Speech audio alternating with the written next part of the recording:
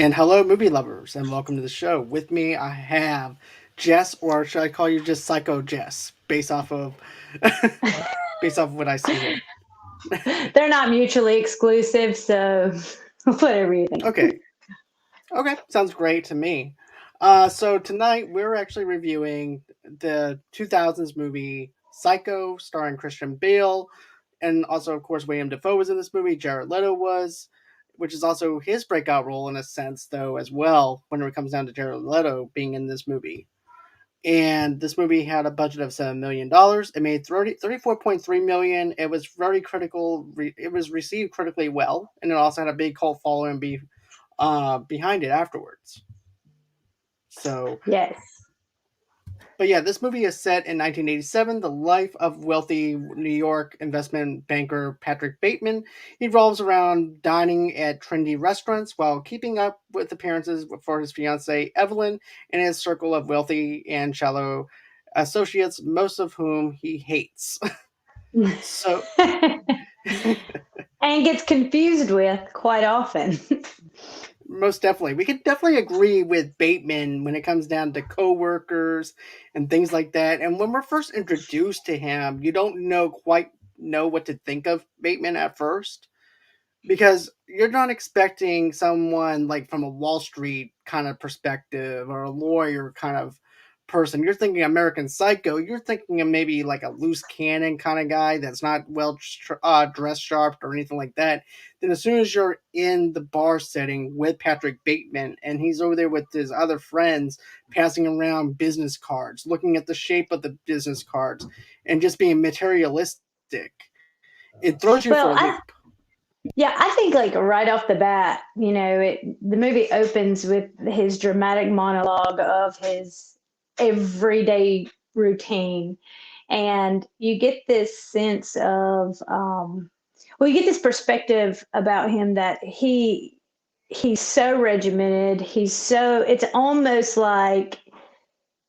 it's not real. It's almost like it's a facade because any normal human being has wacky, wild, we don't do the same thing every day like he does. It goes through every step of his skincare routine, it goes through everything. And then at the end of his monologue, he says, "You may even think we are alike or whatnot, but I simply am not there." So that right there shows you, okay, we're dealing with someone that, in all appearances, looks like, your normal, everyday business tycoon. But deep inside, he has this emptiness, and it comes out later, Right. you see. And also too, he also says that he doesn't like the monster that's within him as well. That is brewing inside of him either. So that's Hmm. another thing he says later on in the film as well, that he doesn't like Yeah, who he's turning into. But right. yeah. Then of course, she winds up going over to the bartender, which is a woman, and he says, "I just want to stab you to death and then rub my fingers with your blood." Right. And And she has no clue. Of course, you think, oh, the music's loud. Did he say that out loud or was it in his head? It's right. kind of ambiguous. We're left to think, oh, did he really say that? Like, would he really say that? But as the movie goes along, you start to see, like he says, his mask, he's afraid his mask is going to slip. You see the mask start slipping on Patrick Bateman.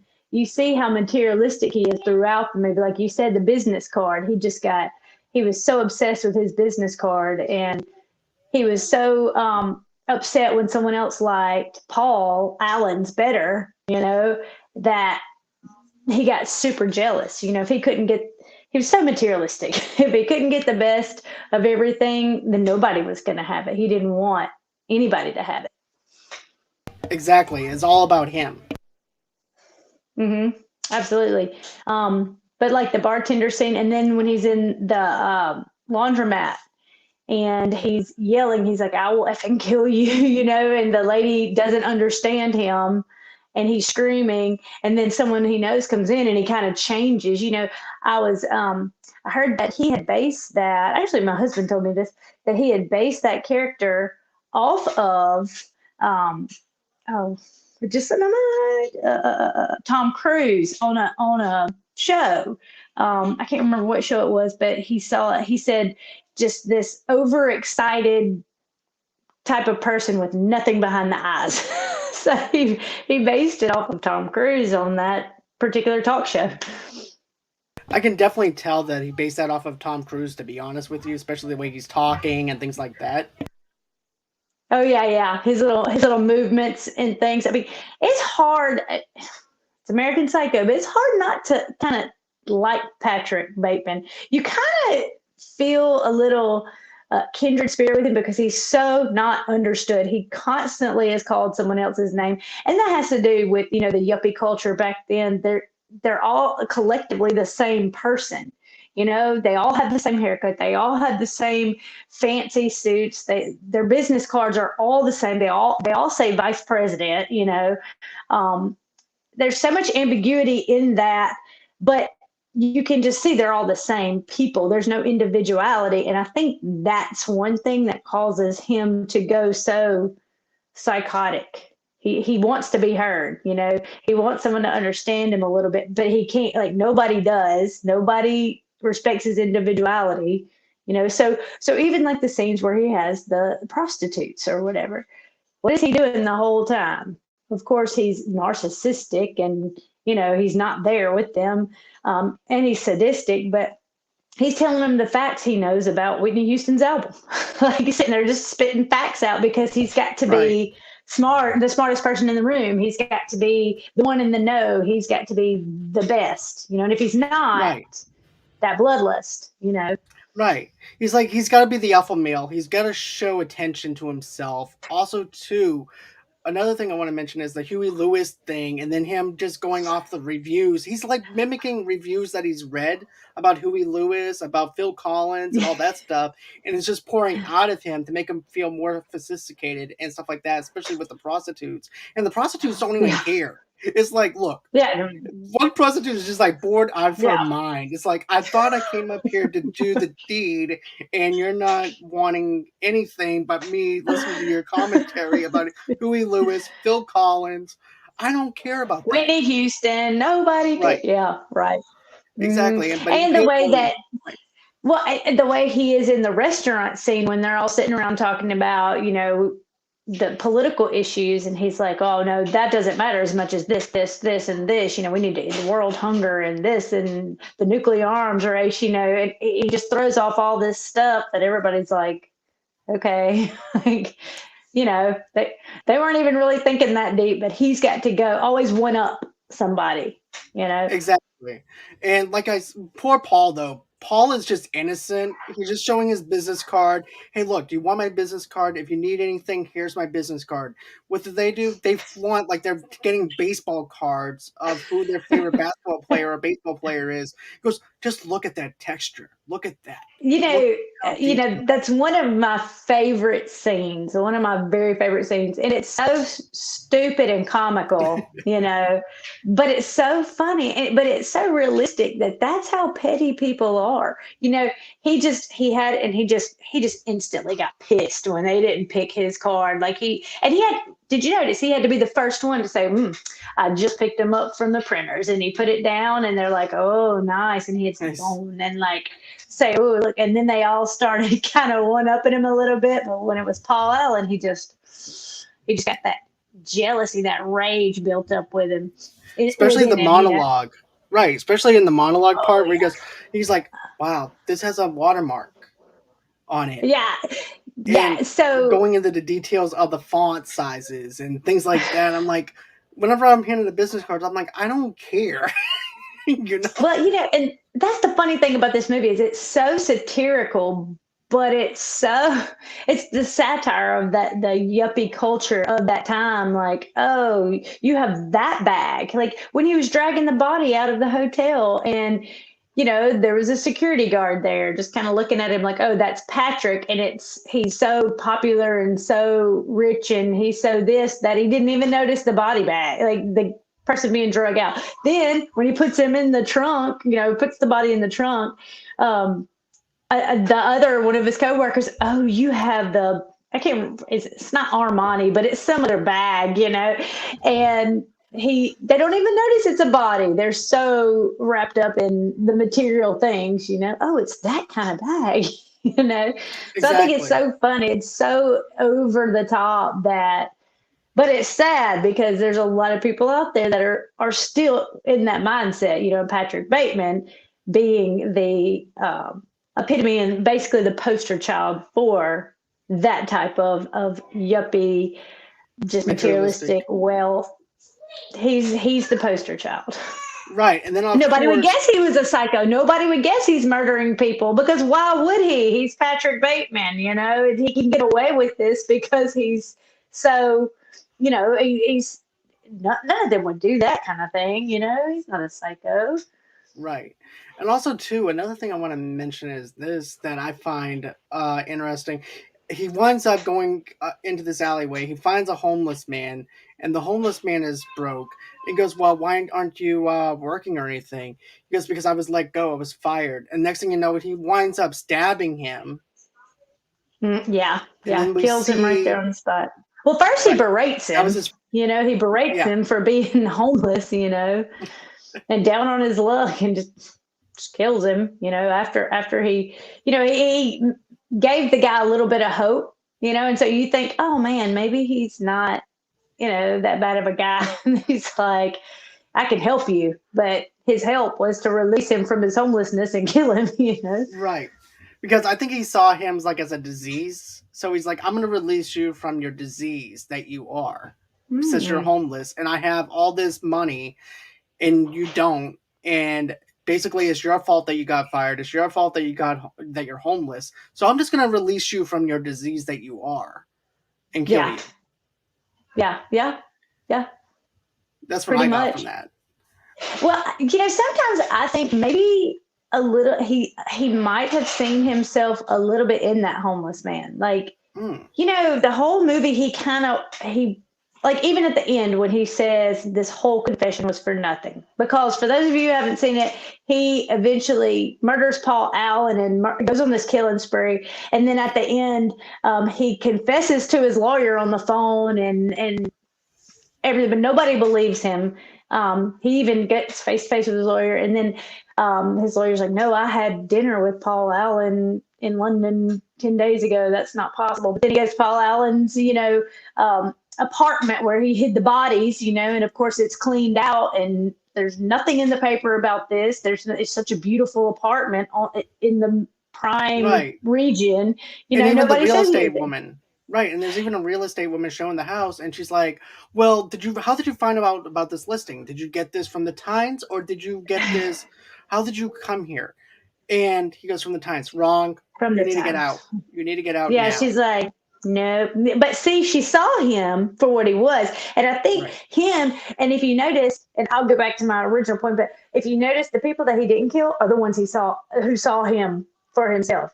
His assistant, she saw the drawing, she saw him for what he is. The cop who kind of knew, hey, Mm. William you're, Defoe. I Right. see, yeah.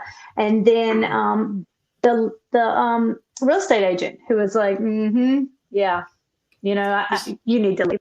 So, but I hmm. say that about the homeless guy to say that he, he essentially has nowhere to go. Nobody listens to him. He's homeless. Nobody cares about him. He's trapped in that state of poverty. And I think psychologically, Patrick Bateman sees that he's trapped psychologically in that psychological state of poverty where he Hmm. just keeps going down and down and he wants to kill it. Like you said, he didn't like the monster inside of him. He didn't like it. So it was almost symbolic trying the first, you know, ditch effort for him to kill the monster was killing what he saw in that homeless guy. Maybe that would have changed it, but no, it just it made him worse. Right. And also too, it reminds me of Dexter about him describing the dark passenger and also the monster that he is and hoping to find someone that can see the darkness in him but also give him some light and purpose. Right, And right.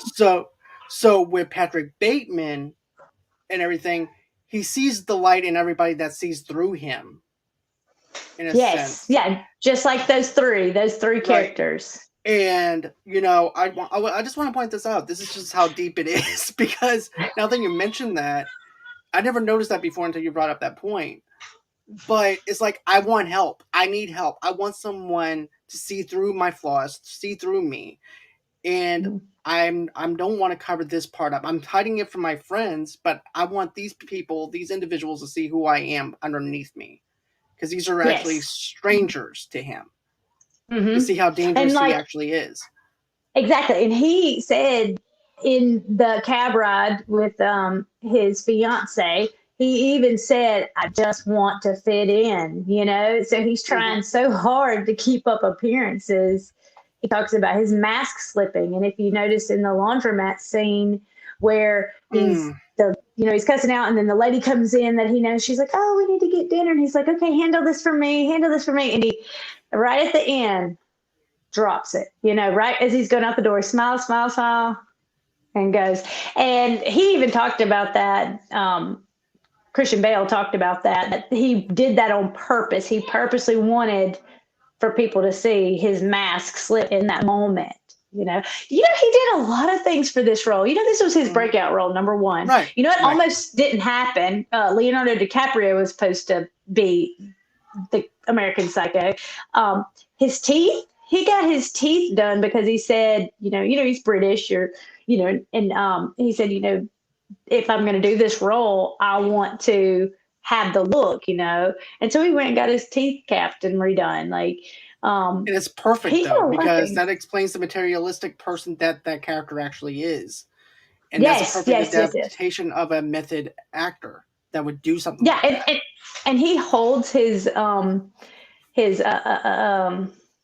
my gosh, Jessica, uh accent, like his American accent, he holds it the whole time until after the Mhm. movie shows, because he doesn't want there to be a disconnect between, like, a lot of people on set didn't even know he was British, because he played that method. He kept that tone and that accent the whole time, the American accent. So a lot of And it's people just didn't even crazy, know. right? I know, he's so talented. He Gosh, is. I he's like. one of my top five. He's one of my top five. That's why I wanted to do this, because he is one of my top five actors of all time. He's just And this awesome. is, to be honest with you, this is a movie that I've been wanting to review for a long time. I just haven't found the right person to review this with or anything like that. So I'm glad that you reached out to me when you said, "Hey, look, you're doing American Psycho. I want to do this." So I do Yeah. appreciate that. But another okay, so this is another scene that I'm going to mention is at a business meeting. Bateman and his associates. That's when they're flaunting their business cards. That's what I have in my notes. Then of course, then that's when Bateman resents Alan for his more lifestyle and his ability to obtain reservation for Oh Dorsia, yeah, Dorsa, Dorsia. Yeah. a highly expensive restaurant that Bateman is unable to get into. Bateman manipulates Alan into getting drunk and lures him back to his apartment.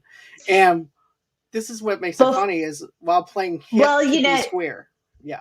yeah. Yeah. Well, and that's where it's funny is that, but he, knowing that Paul Allen always confuses him with Habersham, is Hmm. one reason he felt a little like vindicated, like he could do this, or oh, I can get away with this because, oh, he thinks I'm Habersham anyway. Right. So then he takes him on and pretends to be Habersham the whole time, and like you said, gets him drunk, and gets him in his apartment. It's hip to be, and the whole time he's playing the song, he's talking, like you said, about the useless knowledge he's gained from some, magazine or whatever. And it's hilarious, but it's so over the top. Like, I It's mean, definitely over the top, and he doesn't miss a beat either. He's really uh, into it. Like he's really believing the crap that's coming out of his mouth and feeling so intelligent. Meanwhile, you have Alan who's just passed out. He don't care what's going on, and he's just zoned out the whole entire time. And then also he's like, too, why do you got your rain jacket on? Why is there, you got a dog in here? Why is there paper on the floor? He's out of it. but yeah, definitely out of it. Especially when Bateman is practically moonwalking, gets the axe, moonwalking over to the other corner, puts the axe down near the corner, and then he starts slipping on the rain jacket. He goes, "Is that a rain jacket?" "Yeah, yes, it is, Paul. I'm glad that you noticed." And then, and then he goes on ahead, puts it on, and he goes, "Yeah, this is actually my favorite song." And it may not have been good at on the billboards, but it's definitely one of the you should acknowledge because of how great it is. And he goes, "By the way, Paul, Paul." Yeah. God, it's so crazy. So yeah, and so Ice Nine Kills, they're hip to be scared. Yeah, I saw that you had that playing. That's great. Yes, and that's, by the way, if anybody doesn't know, well, hip to be scared is actually part of hip to be square, which is what they made the spoof off of. Which Mhm. Ice Nine Kills, I like how they mixed the 80s music and with the heavy metal style of music because you don't see Oh it yeah. coming, and that's just fantastic on the way they mixed it like that, Yeah, to I be honest. agree. Well, and that song in itself and that scene is hilarious because they're all squares, and he's singing it's hip to be square when he's really the only one who's not. He's a psycho Right, serial killer and he's the only one that's not square, but you don't know that right, because that facade. right. And Crane asked, "Hi, Right. you also into so is this movie to watch by yourself in the dark with junk food or with someone with you watching it?" Depends who that someone is because like my first time watching it, I liked being alone. I wanted to see for myself. I'd heard about it. I got all the commentary and everything from different places, but I wanted to visualize it for myself and kind of get my own idea. If I were to watch it with my husband, he would stop every minute. Did you see that? Did you see this? And he would tell me every like my husband had made a 36 on his ACT. He's a genius. Like, so he's very up to date on pop culture. So he would say, "Oh, this means this, and this happened to this," and he knows. He's the dictionary, encyclopedia, all of it. So no, I would not want to watch it first time with somebody. You Second see, time, yes. yeah, I would have to say if they're not into this kind of genre, it's going to throw them for a loop to the point it's like, and if this is a first date, I would definitely not do this as a first date movie. Just letting you guys know that, because if, let's say, Unless if she's she's into horror, that's great. crazy. If this person's into horror, do it. If this person's not into horror, do not do this. Do not let her watch this movie because then she's going to be judging you like, "This is the first date. Where's the accent? Where's the 80s? Yeah, I don't know." You Well, know? and also it's a psychological thriller more so than it is horror, in my opinion. So I'd be sitting Psychological. there Yeah. like, yeah, what are you playing at, guy? What are you playing at? But let me tell you one thing about this movie that I noticed. It's kind of like a Monty Python movie. The first time you watch it, you might be like, eh. But the second time you watch it, you're like, oh, this is good. And then the third time you watch it, you're like, this is so good. It's one of my favorites. It just gets better as you watch it, the more times you watch it, too. So Exactly. And Clint Brown says she's definitely crazy. he knows me very well. That's my hubby. Thanks for watching, babe, and keeping the baby out That's there. awesome. I Hey, there's wanted him nothing. on here. I wanted him to do it with me, but he said he had to watch it, again before. He's like a study bug. He's got to study up first, and then he wanted to do it. I was like, okay, because he's super like knowledgeable and has a take on all of it. So I love listening to him explain stuff. So one day You I'll get see, him on. You see, that's exactly how I am, especially when I was doing the review from last night with Sweet Tooth. I dissect music, match it with the scenes. I look at the background and stuff like that, camera angles. I do all that stuff. So I'm nerdy with that stuff though too, Clint. I'm seriously, I pay attention to every little detail. That's why I watched the Dexter New Blood like 5 times before doing the review. Watched Sweet Tooth episode 2 5 times before doing it. Well, and that's him. He's going to read the book. He's going to read the books. If it has a book with it, he's reading it first. So, he gets the book the idea of what the book says and what the movie's like or the show's like, and he can mash it all up and give you all the background. So and tell you what's different, what's not. That's what I Okay, love. that's awesome though. That's really cool. So let's see here. We talked about Bateman takes two workers whom he names Christy and Sabrina to his apartment and expounds them upon his opinions of the band Genesis after they have sex. Bateman brings out the instruments he uses for bodily harm. They later leave his apartment beaten and bloodied. So this time they just get off with like a warning, Yeah. basically. hmm One So, of them comes back later and meets her demise, which is the famous him naked, covered in blood, running down the hallway with chainsaw. you exactly. know, which and that's another thing that people question is how did nobody hear the chainsaw, and when he drops it down the stairwell and it just hits her and cuts her, it kills her right there. How did nobody hear that? Well, did it happen or didn't it? I am of the belief that he did kill people. He killed everybody he said he did, but nobody believes him because of the culture and because of who he is, and he's going to continue because nobody believes him. Like in the end when he says, my confession means nothing, like everything means nothing because he's getting away with it. Like he's gonna keep getting away with it. He's gonna be the American Psycho. Exactly. And then, before we get carry on and everything, there's actually a little thing that we need to talk about, and it's probably about Bateman with his manscaping routines, probably in the morning times that he wants to do. Matter of fact, you can actually get Manscaped using the promo code Movie Loves Unite with 20% off. But before I go on ahead and talk about manscaping, I think Bateman has a few little words that he wants to talk about beforehand. So this is I'm gonna leave it to Bateman now. So this is what we're gonna do. So I live in America. Gardens building on East West Street. On the 11th floor, my name is Patrick Bateman. I am 27 years old. I believe in taking care of myself through a strict regime that includes a balanced diet, a rigorous exercise routine. In the morning, if my face is a little puffy, I'll put on an ice pack while doing my stomach crunches. I can do 1,000 now. After I remove the ice pack, I'll use a deep pore cleanser lotion to keep my face clean and blemish free.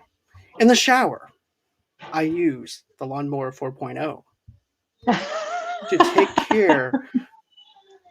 take care of my boys. It's designed to be waterproof, so it allows me to get a nice, polished, smooth surface.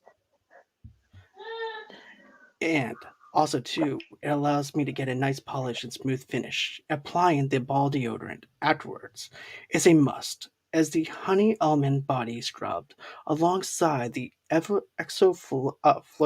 gel scrub for my face. Then I apply a Herdman facial masque, which I leave on for 10 minutes. One must keep up with appearances after all.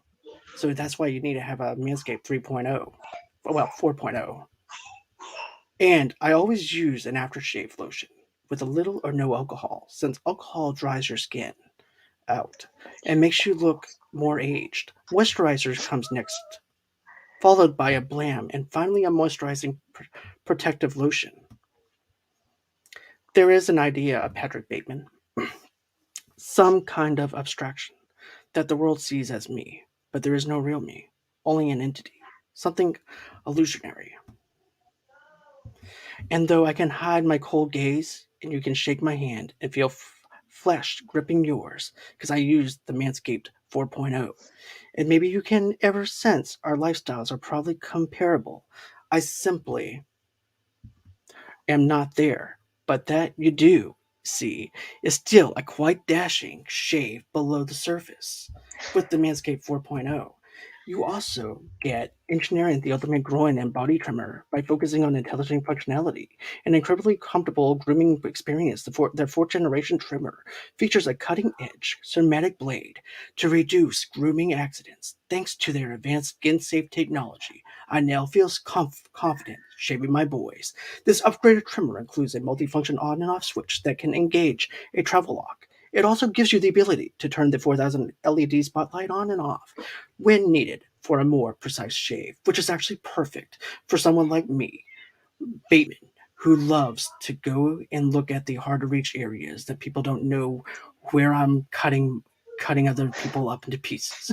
But but with the LED light, it's just spot on technology, fantastic for the spin for that grooming experience for your boys. The Lawnmower 4.0 even allows you to customize your trim through additional guard lengths, sizes 1 through 4, which is actually perfect for me. Did I mention wireless charging? The new wireless charging system uses electromagnetic induction, which can help battery length last longer. Men, if you've been shaving with the wrong nut trimmer on your face, you've been doing it wrong. You need to do it the Bateman style.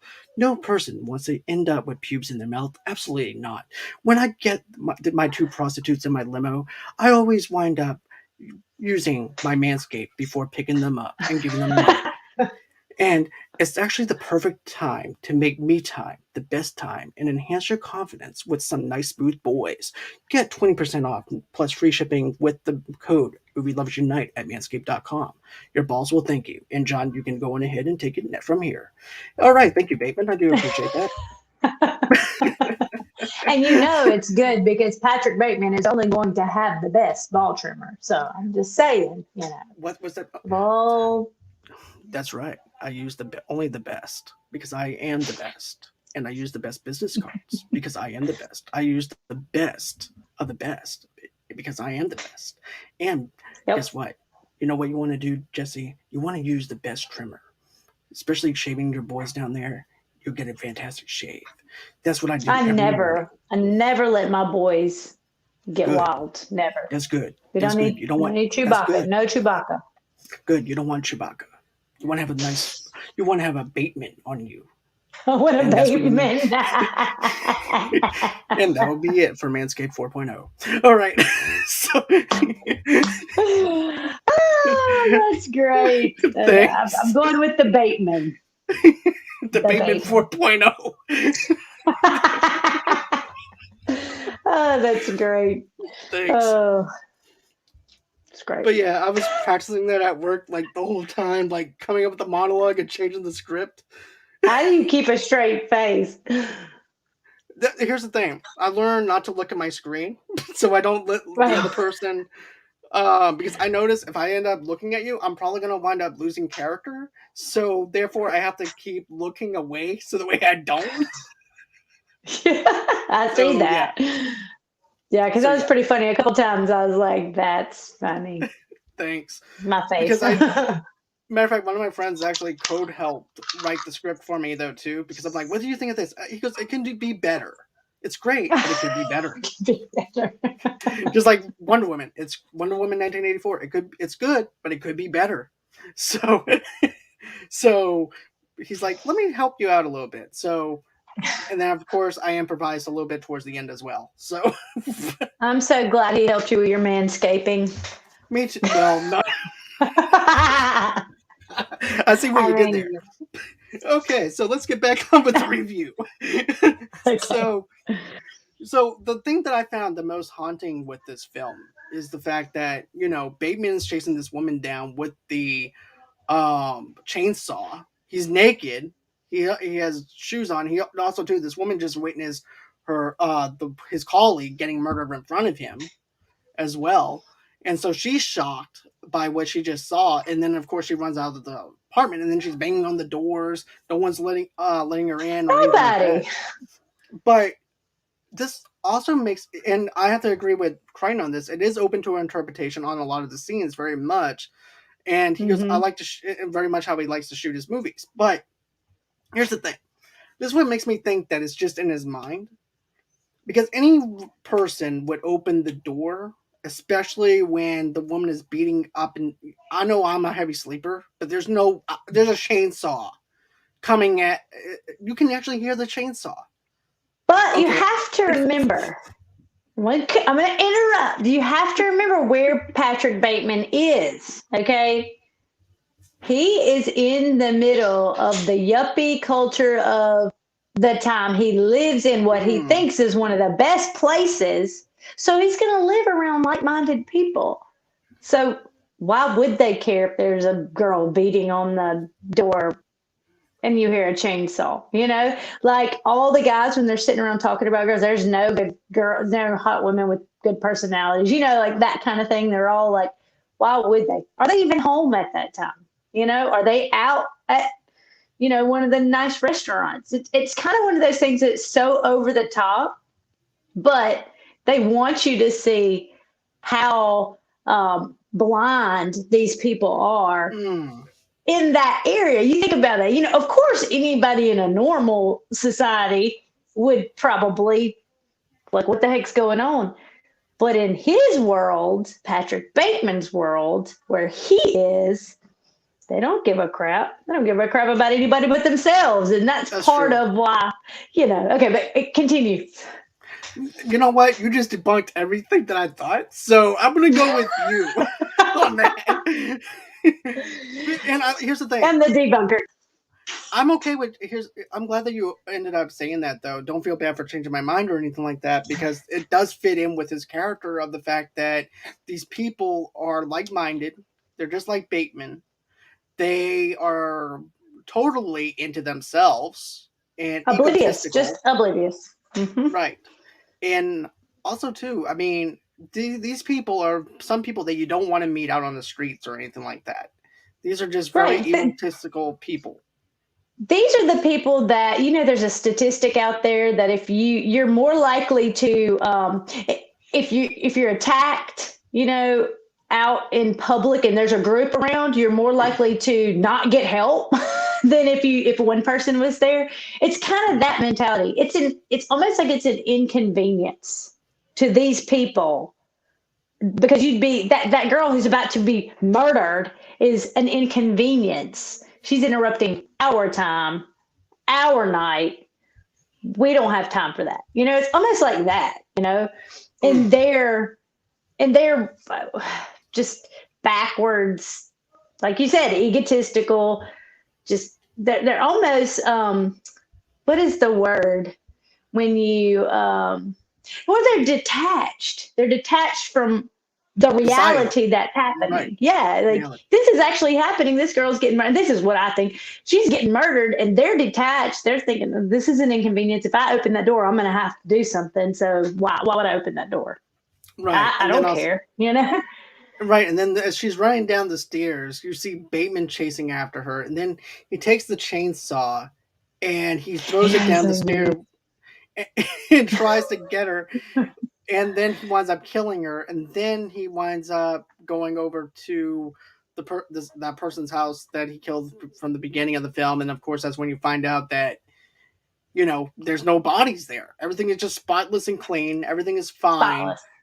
And then, of course, too, he does go out on a shooting spree like GTA, basically. Hmm.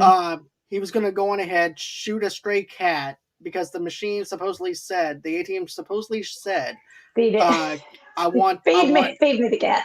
yeah, feed me the cat, which to me looks like a callback to They Live from the 1980s Hmm. film because it was about Hmm. society. It was about during the administration.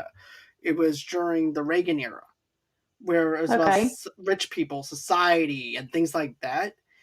And that's what it kind of reminds me of, that kind of flavor. It was like a callback to John Carpenter's They Live a little bit, seeing that play Hmm. out. And That's neat.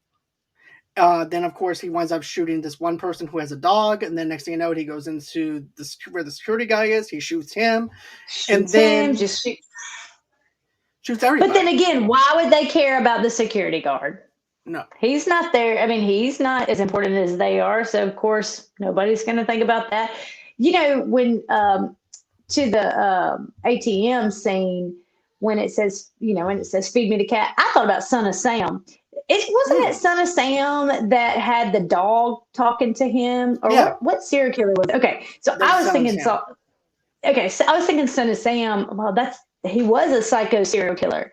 So to me, okay, yeah, it's the ATM though talking because he's so materialistic. He's going to listen to the money. Like I'm thinking he's following what the money and what that culture, that rich society is telling him to do in a sense, And then the old Mhm. lady interrupts and well, she got in the way, so she's got to go. She's seeing him, that's why she dies, she's Right. seeing him. Well, she saw him do that, but she's not seeing him like the others as a psycho. She approaches him like he's normal. And then she sees that he has this cat. She's like, "What are you doing to that cat?" And he kills her. You know, Right. so And of course, it's right. just it's so symbolic. Definitely. And then he goes upstairs into his office after he signs off on the thing saying that he's there. And then he calls up his lawyers. Hey, look, I murdered a lot of people and I need some help. Mm-hmm. And at this Tells him time, you how see he a does heli. it. Right. Yeah, everything. He goes into the goriest details. He really does. And then you see a He helicopter even hovering ate over. them. He ate them. He's like, I We ate some of them. right because we see that play out in with the prostitute when he winds up biting her leg. Mm-hmm. Yep. Also, so yeah, how many characters? How many people did he kill? Let's see. There was the two Okay. prostitutes. Well, let's Okay, so start do from we? the beginning.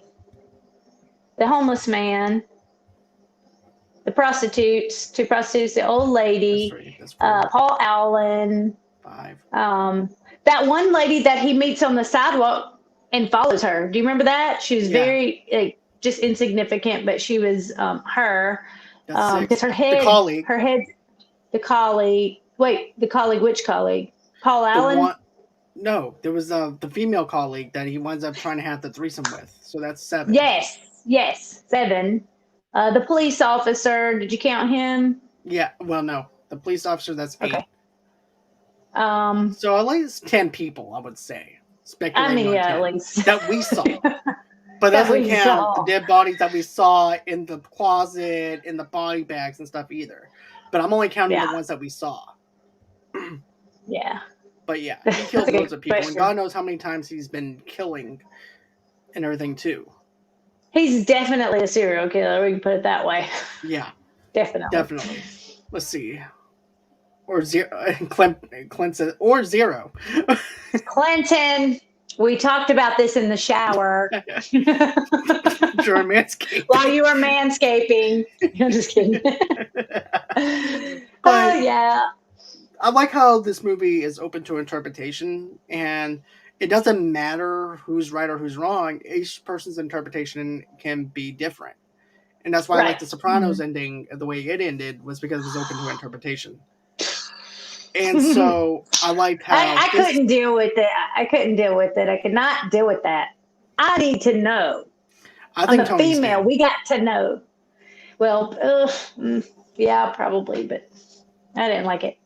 I liked it. Okay, I love The Sopranos, but my husband, pop culture guru, we watched it together. He'd never seen it, but he knew the ending the whole time, and he's like, "I don't think you're gonna like the ending." And I'm like, "They all die. They all die. It's worse. I don't know. I wish I would have seen them all die. I don't know." And me not knowing, I had this huge open gaping Sopranos wound in my heart that cannot be filled until I know what happened.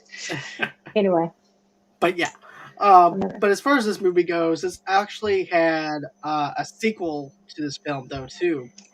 Yeah, and did you know Mila Kunis did not even know this? She was in a sequel. She had no clue You until see, after it was released. She didn't know it was that's that, crazy. or did she? I don't think she would know because I know some people's like, well, how does an actress not know what movie she's in? But don't forget, they can be called one movie, and then you get into production, and they get it over to the studio. Then the studio changes things all the Okay, so time. yeah, there's a lot of productions I've been in that what I got cast for, the movie title, is not what they ended up with. Right. So yeah, I can see how she could. Okay, I'm doing this, and then Right. you know, it But being. I would love to remake it, and I would love to be the psycho, like my husband said. if I had to put, I would actually put this in like the 90s, not the 80s, if I was going to remake it. I wouldn't Yeah. do modern style. I would like to go on ahead, do it into a 90s kind of realm versus the 80s. Why? Because I just feel like it's more fitting to have it in the 90s. It has that old school flavor vibe to it a little bit. It also gives a lot more of a culture vibe. Also, too, technology's changed a little bit Mm, since the 80s. So we have a little bit yeah. of 90s detective work going on in it versus 80s detective work. Did you know they had him do? Oh, what's his name? I always William Defoe? the detective William Yeah, Defoe. They had him do that three different ways. Like really. he didn't believe, yeah. So he had to do his lines like he did not believe that he was the killer, that he did believe he was the killer, and that I can't remember the third one. Maybe it was just a combination, you know. Mhm. And then they mixed it together. That's why we don't ever know as the viewers what he really thinks. Like at one point we think, yeah, he does think he's the killer, you know, the way he grills him about, oh, you were at this restaurant with him. But then again, he comes in at a different point and you're like, oh, maybe he's going to get away with it. Maybe he doesn't think he's the killer. They had him do it three different ways so they could pull from each of those. I thought that Oh, was wow. cool. So That is pretty cool, to be honest with you. So as far as this movie goes and everything, I definitely enjoyed it. For the matter of fact, the first time I saw it was like last year during the pandemic and everything. So, what better way to be trapped in your home, even though I was working, even though I did get to go to work and everything. But what better way to come home and just be trapped with Bateman for a little bit for well, you know, and to be honest with you, I didn't watch it until like right. You know, I contacted you. It was right before I contacted you, and it was like, hey, I want to do this one because I'd always heard about it, you know, and it's kind Mhm. of one of those that you think, oh yeah, I probably watched it, but you would remember it. And so my husband was like, yeah, you need to watch that if you know. It's like I guess I will, and I did, and I was like hooked, like just hooked. It definitely does reel you in. I'll tell you that. Yes. So with that being said, where can everybody reach you at and stuff like that if they want to follow you on social media, if you have any ways for people to follow you at and all that good stuff? Yeah, I'm on Instagram as JessieKB49. I'm on Facebook as Jessie Hinrichsen Kennedy Brown. And I'm on TikTok as Jump On It Jessie. That's awesome. So with me, you guys can go on ahead and reach out to me at Movie Lovers TV Lovers Unite on Facebook. Follow me there, of course, on Instagram underneath the same brand name and on Pinterest as well. Then, of course, you guys can also reach out to me on TikTok as well at Movie Lovers Unit Zero. That's where you guys can go on ahead and follow me over there. I do some PR stuff from time to time over there. Of course, if you want an audio only podcast of this episode and many episodes that we do here at Movie Lovers Unite, you can get that wherever you guys get your major podcasts from. Also, too, I also have a little fundraiser that I'm doing with Two Blur Girls podcast. It's St Jude's Children's Hospital. So if you go ahead, get yourself a Sensi, all proceeds go over to the Children's of St Jude's Children's Hospital. Also, too, if you want to donate to the page and everything, how do you do that? You just go to GoFundMe.com/Movie Lovers Podcast, and that's how you can donate $5 to $10 over here to us. That's just to go ahead and keep the lights here on at Movie Lovers Unite. But you guys don't have to at all. Because guess what? A simple like, a simple share, subscribing, and smashing that subscribe button on the bottom right hand corner is a great way to support us. Also, too, smashing that little bell on the bottom right hand corner to allow you guys to know when we have something new coming out and when we're about to go live. So that also helps you out. That helps me out. It's a win-win situation. So then, of course, you guys can go on ahead, go on ahead and reach out to me if you're a sponsor or would like to be on the show. All you have to do is just go on ahead and reach out to me at movielovesunite@gmail.com. And of course, on Monday, I'm actually doing a Teen Wolf review with Made for TV podcast Oh, starring Michael J. fun. Fox. So we're doing that tomorrow night. We're doing that Monday night, 8 o'clock Central Time, 9 o'clock Eastern, 6 o'clock Pacific Time. Then I'm going to be on That's So Matthew podcast on Tuesday, so there's not going to be any shows on Tuesday or anything. But do me a favor, guys. Go on and smash that subscribe button, smash that share button, smash that like button, and also smash that little bell in the bottom right hand corner to let you guys know when we have something new coming out. But also, too, Wednesday, I don't have anything planned, but you know what you guys can do? Head over to the Movie Loves Unite Facebook page and you guys can check out what we have next coming out. So I'm gonna get some stuff together for the rest of the week. And thanks again, Jesse. I do appreciate you so much for joining me yet again for another review. This has been great, just like the last time. I can't wait to do this again with you. It's been fun. I'm gonna be honest with you. This has been a real Thank you. treat. I enjoyed it. I really do enjoy this time. So appreciate you. Anytime. Thank you. And let's see here. We have someone in the comments. And thank you. And that's my fiance, Brandy. Thank you, baby. I do appreciate it. Thank you, And Brandy, fiance. thank you. Oh, I saw y'all's pictures, by the way. Congratulations. Thank you so much. That means so much to us, Jesse. Thank you. I do appreciate that. And always until next time, guys, it's been fun. It's been real. I can't wait to do this again. And bye bye.